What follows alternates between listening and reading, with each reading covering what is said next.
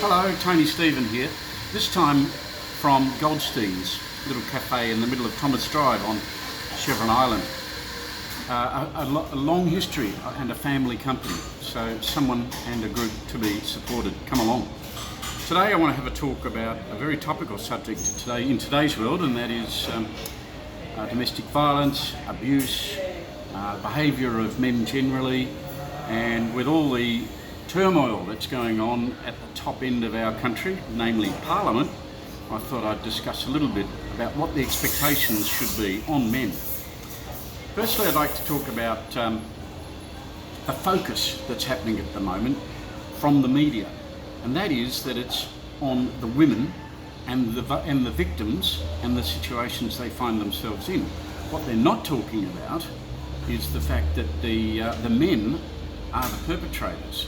Now, I understand the law excludes the media from mentioning alleged perpetrators by name, so that is excluded.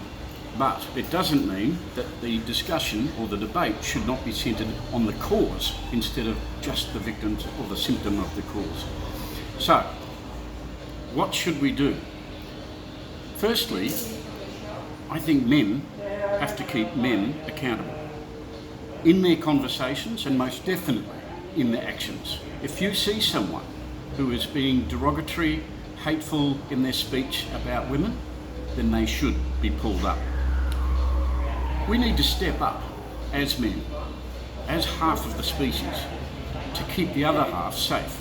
Now, by the very nature of nature, we are physically stronger, but that does not give us the right to take any further advantage of that situation.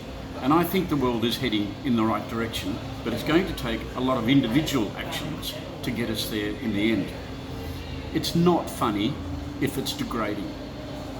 Now, I've just had a conversation recently about the context of the toxic male conversation, which can be quite alarming, if you like. But when should it stop? At what point in a discussion should someone be pulled up? It's a question we all need to ask ourselves as men and leaders. I mean, in my book, The Answer Is You, I talk about the power of the word. In fact, it's a whole chapter. It's very important that when you create something, speaking about it is one of the fundamental steps of it becoming real. So there is a power behind every word, and if you use the wrong words, then actions will go in the wrong directions. So it's self-control is very, very important, and I think it's beholden on all of us to make sure that we conduct ourselves properly with self-control. So let's have a look at what a gentleman is. What's the definition of a gentleman?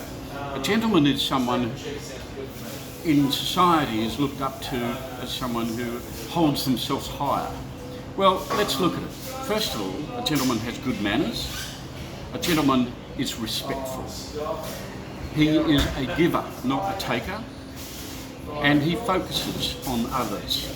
These little four steps or four categories that I've put up as a definition of gentleman are not from the internet or anything. They're just from my own upbringing and past.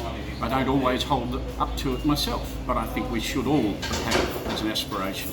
All of this is discussed in my book, The Answer Is You, and it's available now at tonystephen.com.au. Go and buy it, and most especially subscribe to our community. Thank you.